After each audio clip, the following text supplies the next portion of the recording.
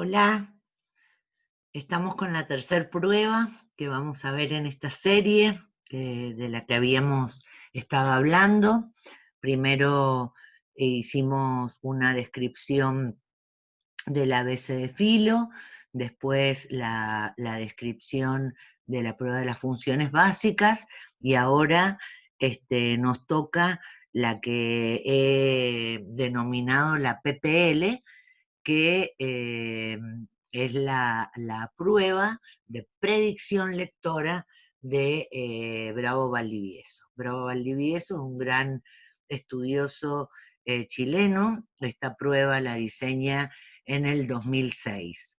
Según lo que nosotros hemos visto en la planificación de la asignatura, ustedes se habrán dado cuenta que separamos las pruebas estandarizadas o formales en español de los procedimientos informales. Pero dentro de las pruebas este, formales también hay una clasificación entre aquellas que tenían una tendencia a evaluar los predictores y facilitadores del aprendizaje de la lectura y la escritura, y aquellas pruebas que evaluaban en forma aislada a uno de esos predictores o uno de esos facilitadores. En este caso, la prueba de predicción lectora la ubiqué dentro del grupo de los predictores, si bien luego del análisis vamos a percibir que tiene cierta tendencia a dos aspectos fundamentales dentro de los predictores y no tiene una visión global respecto a la evaluación de todos los predictores y facilitadores que hemos estudiado en nuestros marcos teóricos. Esta prueba eh, tiene por objetivo, según el propio autor, predecir el rendimiento lector en niños que van a cursar primer grado.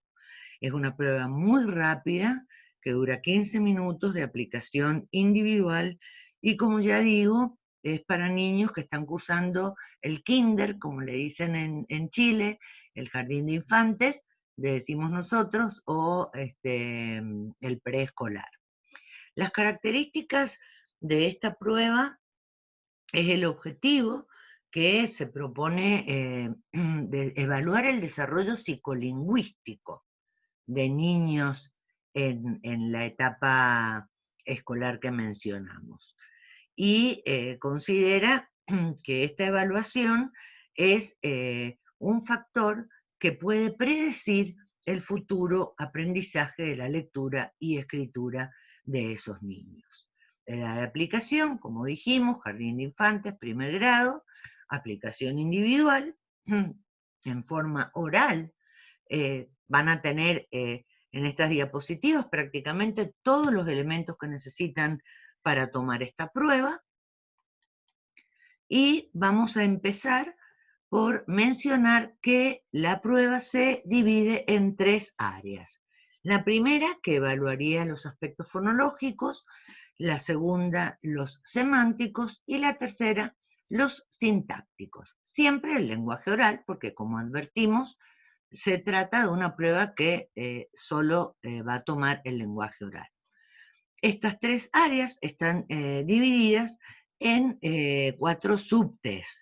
El primero consiste en aislar el fonema inicial, el segundo es un análisis fonológico de pseudopalabras, el tercero es de analogías verbales y el cuarto de ordenación de oraciones. Vamos viendo de a poco cómo desde el ABC, que planteaba sobre 8 subpruebas, 4 que apuntaban a la evaluación de la coordinación visomotora, luego avanzamos en la década del 70 a la prueba de las funciones básicas, que ya incluía otros aspectos, y en el 2006 esta propuesta de Bravo Valdivieso, súper interesante, que ya tiene un enfoque desde la psicolingüística y que toma el lenguaje como un factor principal para el aprendizaje de la lectura y escritura. al lenguaje oral me refiero. Veamos cada una de las pruebas. Pero antes de ver esta recomendación de que el autor pide que antes de iniciar cada prueba se den al menos 2 ejemplos para asegurarse la comprensión de la consigna. Esto no lo vimos en las 2 pruebas anteriores y es muy significativo y es muy importante. En todas las pruebas deberían aparecer estas instancias en las que se le da al niño la oportunidad de comprender y al examinador la garantía de que el niño ha comprendido la consigna para recién comenzar los ítems de evaluación propiamente dicho. Por eso lo quise resaltar. Cuidado, al menos 2 ejemplos antes de iniciar con las pruebas. El primer subtest se denomina aislar el sonido inicial. ¿Qué consigna se le da? ¿Con qué sonido empieza? ¿Qué estímulos los tienen acá? Sapo, mesa, rosa, foca, gato, limón, pala, tuna, ¿sí?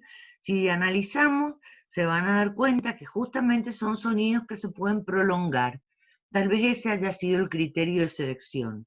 Uno puede estirar sapo, ¿sí? Por supuesto que no voy a usar de ejemplo las palabras de la prueba. Voy a elegir otros 2 ejemplos y si hace falta más de 2 para asegurarme que comprende qué significa sonido inicial. ¿Qué puntuación le vamos a dar a esta prueba? 1 punto por cada respuesta correcta, ¿sí? Y se va a considerar incorrecto cuando, en vez de decir el sonido con el cual empieza la palabra, o la sílaba con la que empieza la palabra, el sonido con el cual comienza la palabra, si dice la sílaba o si dice el nombre de la letra, es considerado incorrecto. Esto es una actividad propiamente fonológica.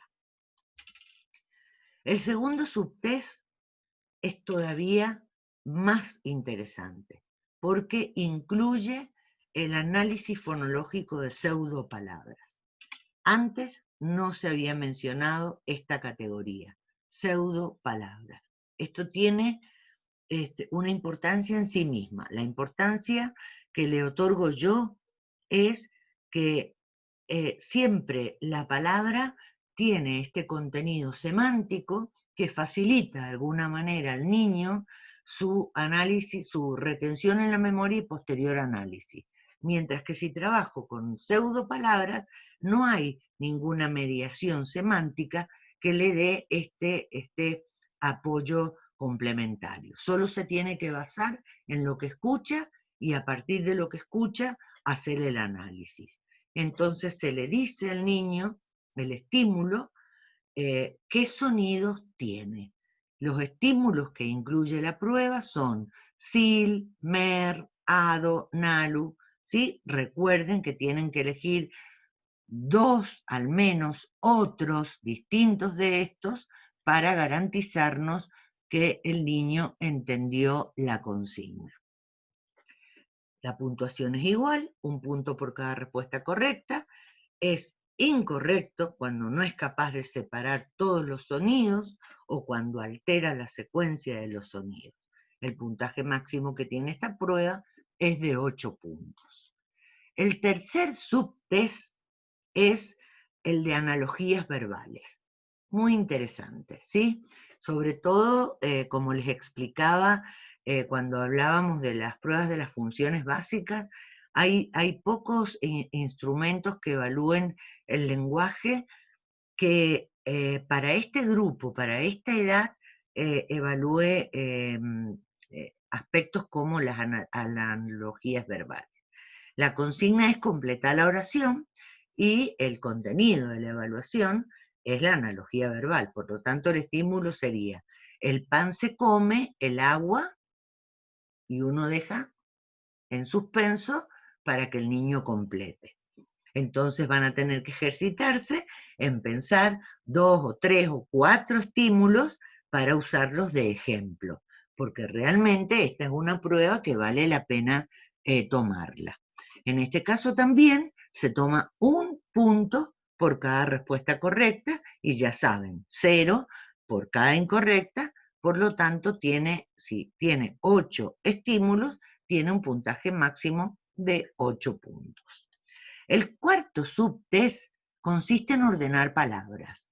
Es un poco más difícil porque implica que el niño debe retener auditivamente, y recalco, auditivamente. Insisto en esto, este es un test oral, no se le muestra ningún estímulo por escrito, solo escucha.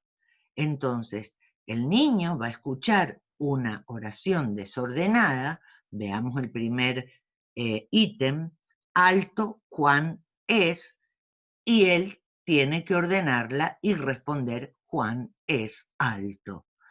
Si da esa respuesta, se considera correcta, y si no logra la estructura correcta, tiene 0 puntos. También acá van a tener que ejercitar y pensar bastantes ejemplos para lograr que el niño comprenda lo que tiene que hacer. Es una tarea muy, muy auditiva y que además implica mucho la memoria, por lo tanto yo no la complicaría con palabras poco frecuentes, porque si no ya estamos mezclando muchos contenidos a evaluar. Como siempre, la serie de diapositivas relacionadas con la PPL, como le he dado en llamar yo a la prueba de predictores de predicción lectora de Bravo Valdivieso, los y las invito a relacionar entonces esta prueba predictiva de la lectura de Bravo Valdivieso con los artículos que vimos relacionados con el tema, que analicen qué aspectos o qué predictores ha tenido en cuenta, qué predictores no ha tenido en cuenta, por qué para él, para este autor, es suficiente con esto, para poder anticiparnos al futuro aprendizaje de la lectura y la escritura de los niños, qué predictor está considerando como más importante sobre el resto de los predictores, ¿qué haríamos nosotros? ¿La usaríamos la prueba? ¿La usaríamos completa? ¿Usaríamos una parte? ¿Qué opinan sobre la edad en la que se aplica? La prueba de las analogías verbales será muy difícil para un niño que está en nivel inicial, que está en primero. Como siempre, lo que buscamos con esta asignatura es que ustedes desarrollen el juicio crítico, que puedan llegar a una conclusión de saber cuándo usar la prueba, cuándo usarla completa, cuándo usar solo un ítem, si hay una coherencia entre los objetivos que se propuso el autor, el contenido que pretende evaluar y las actividades que propone. Imaginemos que estos 3 focos se relacionan con objetivos, contenidos, actividades. Entonces, objetivos era predecir el rendimiento en el aprendizaje de la lectura y escritura. Contenido, prácticamente, sonido inicial, análisis de pseudopalabras, analogías verbales, completar. A ver, estos contenidos están relacionados de algún modo con el aprendizaje de la lectura y la escritura. A través de esos contenidos, yo puedo predecir si el niño está en riesgo o no de su aprendizaje y cuáles son las actividades que propone. En el sonido inicial, la actividad que propone es adecuada para evaluar ese contenido, ¿sí? En el análisis fonológico, ¿está correcto utilizar pseudopalabras para evaluar ese contenido? Bueno, todo esto lo vamos a charlar la semana que viene cuando nos encontremos en nuestra clase sincrónica. Los dejo con todas estas inquietudes y espero verlas, creo, el martes.